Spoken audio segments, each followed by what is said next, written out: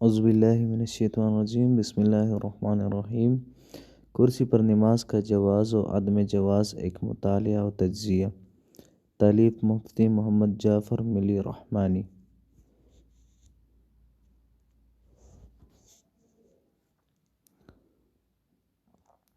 کرسی پر نماز کے جواز و عدم جواز کے مسئلے پر مفصل بحث کے لیے ضروری ہے کہ ہم درج ذیل تمام پہلوؤں پر غور کریں۔ نمبر 1، شرع اسلامی معذور کی نماز کا طریقہ کیا ہے؟ نمبر 2، قیام و قعود کسے کہتے ہیں؟ نمبر 3، کرسی پر بیٹھنے والا قید ہے یا نہیں؟ نمبر 4، کرسی پر بیٹھ کر نماز پڑھنا جائز ہے یا نہیں؟ نمبر 5، کرسی پر بیٹھنے کی صورت میں سجدے کی صورت کیا ہوگی؟ نمبر 1، مریض و معذور کی نماز کا طریقہ۔ جو شخص ایسا معذور ہو کہ اس کے لیے قیام ممکن ہی نہ ہو، یا ممکن ہو تو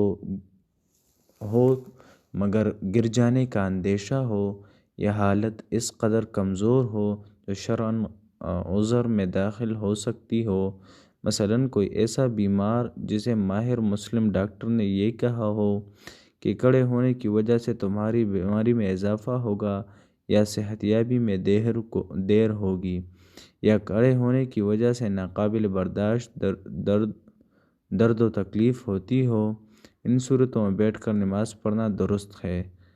صاحب دور مختار فرماتے ہیں۔ نمبر 2، اگر غیر معمولی درد و تکلیف نہ ہو بلکہ ہلکا اور قابل برداشت ہو تو شرعاً یہ عذر نہیں اور بیٹھ کر نماز پڑھنا درست نہیں۔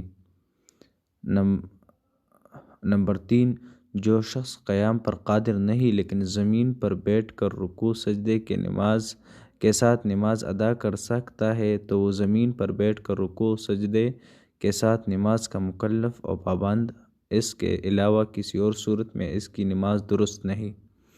نمبر 4، اگر کوئی شخص بیٹھ کر رکوع و سجدے کے ساتھ نماز پر قادر نہیں تو وہ بیٹھ کر اشارے سے نماز پڑھنے کا مکلف و پابند ہے، اور یہ شخص اپنے سجدے کے اشارے کو رکوع سے زیادہ پست کرے، اور بیٹھنے میں یہ ضروری نہیں کہ تشہد کی حالت میں بیٹھے، بلکہ جس ہیئت پر بھی خواہ اس حالت میں ہو جس حالت میں عورت بیٹھتی ہو یا آلتی پالتی مار کر ہو، بیٹھ سکتا ہے۔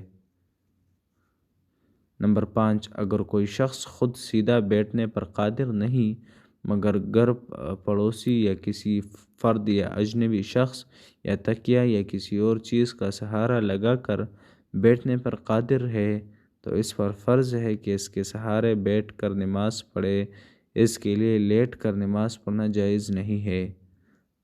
نمبر 6، اگر کوئی شخص کسی طرح بھی بیٹھنے پر قادر نہیں تو لیٹے لیٹے اشارے سے نماز پڑھتا رہے۔ لیٹ کر نماز پڑھنے کی صورت یہ ہے کہ چھت یعنی کمر پر لیٹے اور اپنے دونوں پاؤں قبلے کی طرف کو پھیلائے۔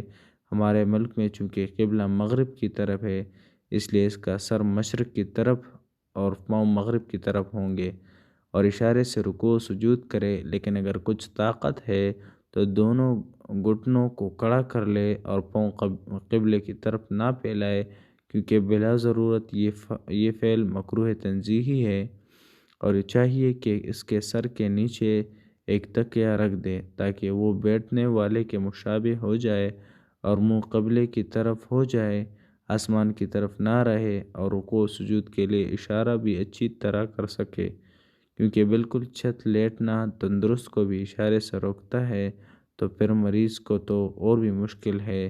اگر چھت نہ لیٹے بلکہ دائیں یا بائیں کروٹ پر لیٹے اور منہ قبلے کی طرف کو کر کے اشارے سے نماز پڑھے تو جائز ہے، لیکن چھت لیٹنا اولیٰ و افضل ہے، اور دائیں کروٹ لیٹنے کو بائیں کروٹ پر فضیلت ہے، اور جائز دونوں طرح ہے۔ نمبر 2، قیام و قعود کسے کہتے ہیں؟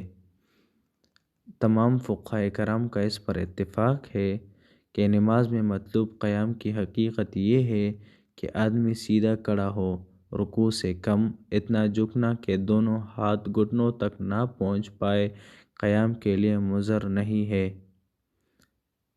قعود قعد کا مصدر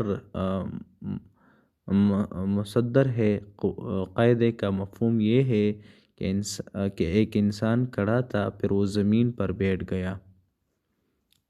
علامہ کاسانی رحمہ اللہ نے قاعدے کی حقیقت یوں بیان فرمائی ہے: اوپر والے دڑ کو سیدھا رکھنا اور نیچے والے دڑ کو موڑ کر سرین زمین پر رکھ کر اور ٹکا کر بیٹھنا قاعدہ ہے۔ نمبر 30، کیا کرسی پر بیٹھنے والا قائد شمار ہوگا؟ کرسی پر بیٹھنے والا شخص پر قاعدہ مذکور تعریف صادق نہیں آتی، اور نہ قرآن و حدیث اور آثار صحابہ سے یہ پتہ چلتا ہے کہ کرسی پر بیٹھنے والا زمین پر بیٹھنے والے کی مانند ہے۔